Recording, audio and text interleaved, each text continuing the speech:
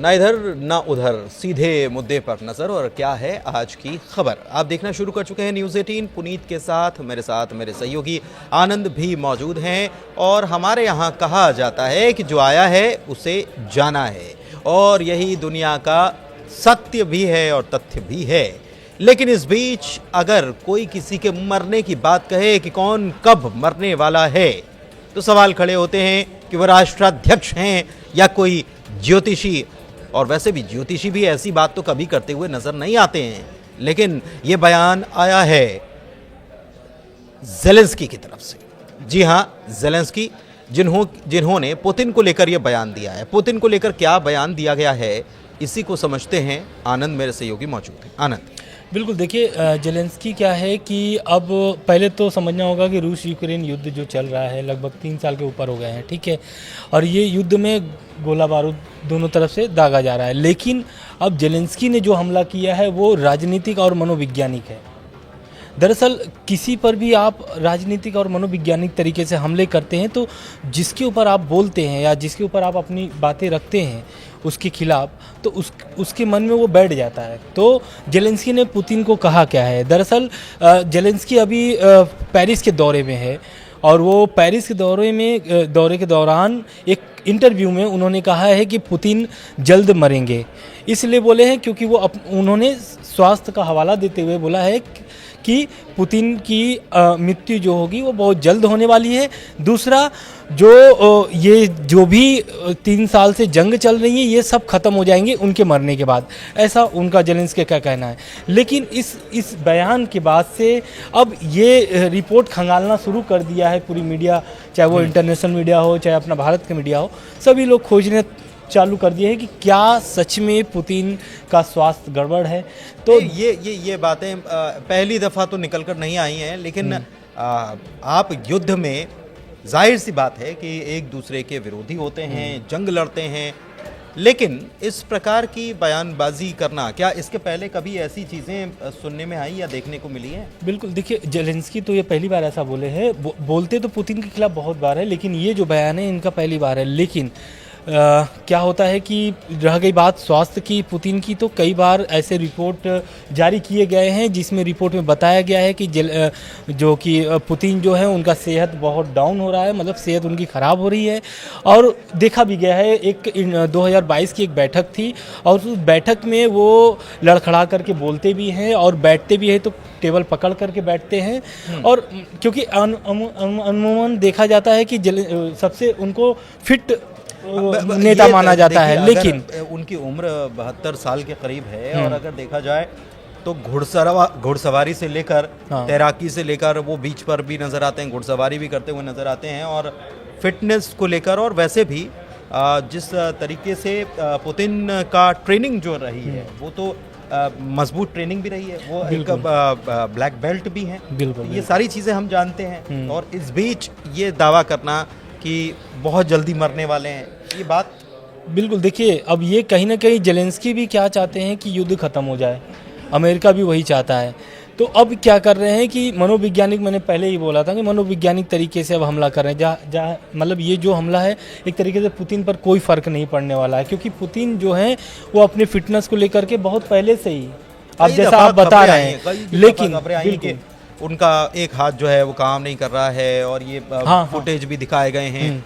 लेकिन उसके बाद वो हम देखते हैं कि वो फिट नज़र भी आते हैं। वो अफवाहों से ज़्यादा कुछ नहीं है। क्या अफवाहों के फेर में फंस गए हैं ज़ेलेंस्की, या ये मनोवैज्ञानिक खेल खेल रहा है?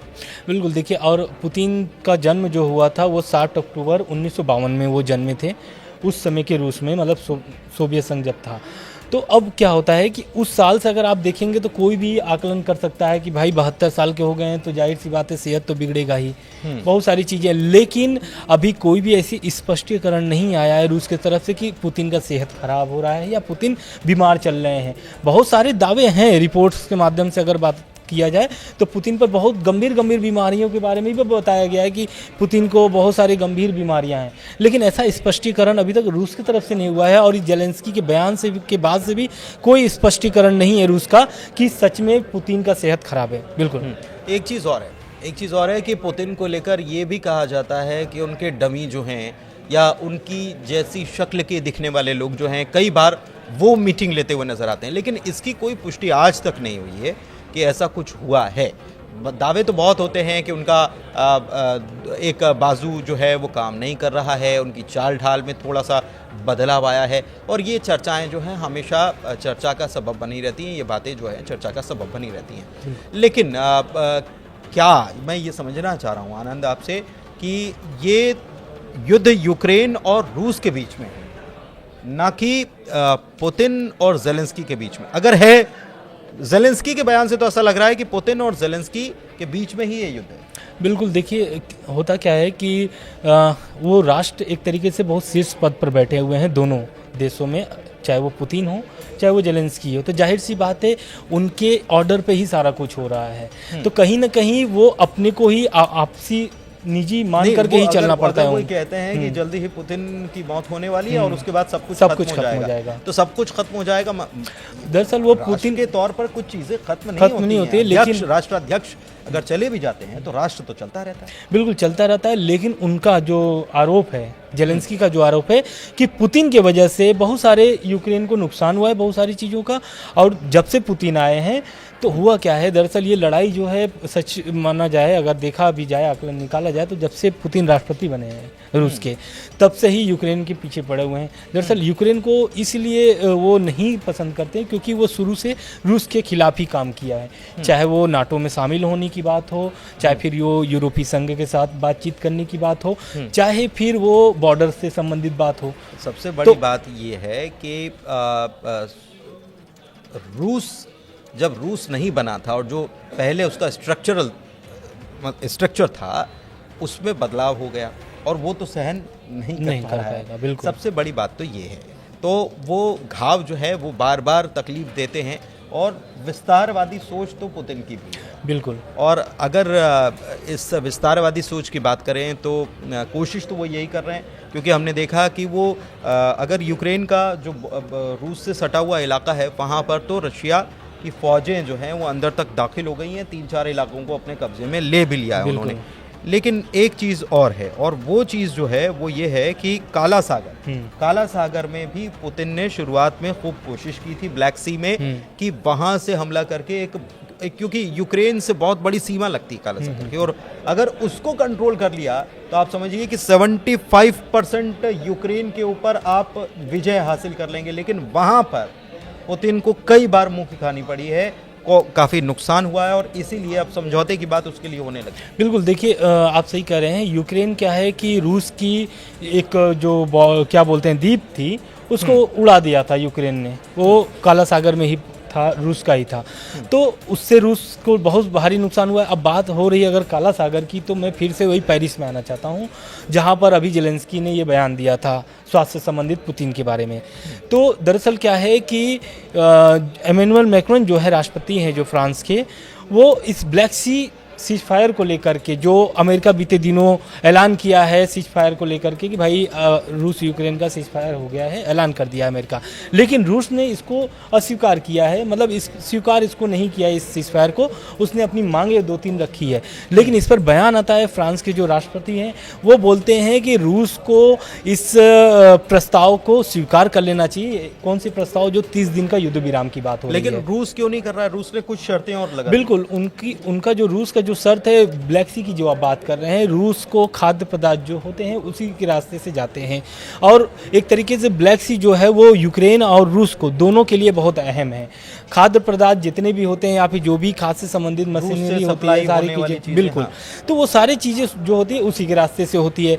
अब वहाँ पर चल रही है लड़ाई, तो इसको सुलझाने के लिए अमेरिका को बीच में आना पड़ा है। और पहले जो आप बोल रहे थे कि रूस क्यों चाहता है कि ब्लैक सी पर पहले अपना कब्जा हो जाए या फिर जो मांगे वो रखी है वो हो जाए, तो दरअसल रूस जब से ये युद्ध चल रहा है लगभग 3 साल के ऊपर हो गए, और रूस पर बहुत सारे प्रतिबंध अमेरिका और यूरोपीय संघ ने लगा रखा है, तो उसको हटाने की मांग किए हैं। अब उसमें क्या है, सबसे प्रमुख है ये ब्लैक सी वाला मामला, जितने भी उनके खाद्य पदार्थ से संबंधित है। तो दरअसल युद्ध चल रहा है, मुस्कावा उनका जो युद्ध था उसको बुरी तरीके से डैमेज किया, यूक्रेन ने डैमेज खत्म कर दिया, और 30 से 40% नेवल नुकसान पुतिन को उठाना पड़ा है, वो भी हमने देखा है। और व्यापार के लिहाज से भी ब्लैक सी महत्व रखता है, लेकिन ब्लैक सी के वहाँ शांति हो उससे पहले पुतिन ये कह रहे हैं कि हमारे ऊपर जो सैंक्शन दूसरे लगा रखे हैं, ख़ासतौर पर यूरोपीय देशों ने, और बैंक से लेन देन से लेकर खाद्य वितरण जो है उसके ऊपर सैंक्शन लगा रखे हैं, उसको ख़त्म किया जाए। बिल्कुल, देखिए, और ये लगातार ऐसा नहीं है, चौथी मीटिंग में ये बात क्लियर किया है अमेरिका ने कि सीज फायर हो गया 30 दिन के लिए, रूस ने नहीं स्वीकार किया। लेकिन इसके पहले भी जितनी बार बैठक हुई रूस और अमेरिका की, उसमें भी अलग अलग शर्तें रखी हैं। ये तो नई शर्तें आप जो बता रहे हैं। इसके पहले क्या शर्त था रूस का ये शर्त था कि मैं युद्ध विराम उसी समय करूंगा जब तक ये मेरी 2-3 मांगे ना पूरी हो जाए। पहला कि रूस यूक्रेन जो है वो नाटो में न शामिल हो। दूसरा, जो यूक्रेन की ज़मीन पर कब्जा है रूस का, वो रूस को ही मान्यता दे दी जाए, मतलब रूस को ही वो ज़मीन दे दिया जाए। तो ये नए नए तरीके के प्रस्ताव लेकर के आ रहे हैं, लेकिन ये जो प्रस्ताव है एक तरीके से हो सकता है कि इस पर आने वाले समय में अमेरिका और जो यूरोपीय देश है इस पर विचार कर सकते हैं, क्योंकि जाहिर सी बात है इस युद्ध में बहुत सारे नुकसान हुए हैं और ये जो भी मांग अभी रखा है ये वाजिब भी मांग है, क्योंकि उनके बैंक सैंक्शन लगे हुए हैं, खाद्य जो आपूर्ति होती है वो नहीं अभी ठीक ढंग से हो पा रहा है, और उसमें भारत के भी बहुत सारे नुकसान हुए हैं उस मामले को लेकर के, क्योंकि फर्टिलाइजर्स जो हैं वहाँ से आते हैं। और मध्य प्रदेश के एक मंत्री ने इसको लेकर बयान दिया था, मध्य प्रदेश में बयान दिया था, मध्य प्रदेश के मंत्री ने मध्य प्रदेश में केंद्र सरकार के मंत्री की तरफ से कहा गया था कि जो वॉर चल रहा है उसकी वजह से आपका यूरिया और दूसरे फर्टिलाइजर्स जो हैं उसकी सप्लाई बाधित हो रही है, और इसकी वजह से मध्य प्रदेश में भी किसानों तक ये फर्टिलाइज़र नहीं पहुंच पा रहा है। बिल्कुल, तो ये मध्य प्रदेश संबंधित पूरे देश में भी हम लोग रख सकते हैं, क्योंकि पूरे देश की जो होती है वो भारत ही क्या असर करता है। बिल्कुल असर पड़ रहा है। तो कहीं ना कहीं ये जो मांग है हो सकता है आने वाले समय में विचार करे, हो सकता है कि ये जो 5वां मीटिंग हो सकता है ये तीनों लोगों का हो फिर से, यूक्रेन, रूस और अमेरिका की। बिल्कुल, लेकिन वॉर अभी भी जारी है और वॉर अभी जारी है और हमले भी जारी है, लगातार हमले हो रहे हैं, लाखों की संख्या में मर चुके हैं लोग, अभी भी लगातार मौतें हो ही रही हैं और युद्ध की जंग में। इसमें अमेरिका ये कह रहा है कि डील हो गई है, अमेरिका कह रहा है कि डील हो गई है, हमने डील करवा दी है। रूस ने कहा है कि डील अभी नहीं हुई है, डील में अभी ये करना बाकी है। यूक्रेन ने कहा है कि डील तो तब होगी जब हम साइन करेंगे, कागज़ों पर दस्तखत जब तक नहीं होती तब तक अभी डील नहीं हुई है। लेकिन अब इसमें फ्रांस की बातें भी सामने आई हैं। सबसे बड़ी बात यह है कि अगर पुतिन ये कहते हैं कि हमारे ऊपर जो सैंक्शंस लगे हैं वो हटाए जाएं, ख़ास तौर पर यूरोपीय देशों की तरफ से, तो वो चाहते हैं कि इस डील में कहीं ना कहीं यूरोपियन कंट्रीज़ जो हैं उनको भी इसमें इस डील में शामिल कर लिया जाए, वो भी आ जाएं, उनसे भी बातचीत हो जाए इस डील के ज़रिए। वो चाहते हैं कि व्यापार, क्योंकि व्यापार से दुनिया चलती है, हम ये बार बार कहते आए हैं। बहरहाल ये डील कब वाकई में ज़मीन पर उतरेगी अभी इसकी कोई तारीख तय नहीं हुई है, लेकिन पुतिन हर वो रास्ता खोलना चाहते हैं जिससे बिजनेस के रास्ते खुल जाएं। फिलहाल इस वीडियो में इतना ही, दीजिए इजाज़त। वीडियो कैसा लगा, चर्चा कैसी लगी, कमेंट के ज़रिए बताइए। हमारे चैनल को सब्सक्राइब कीजिए, वीडियो शेयर कीजिए। धन्यवाद।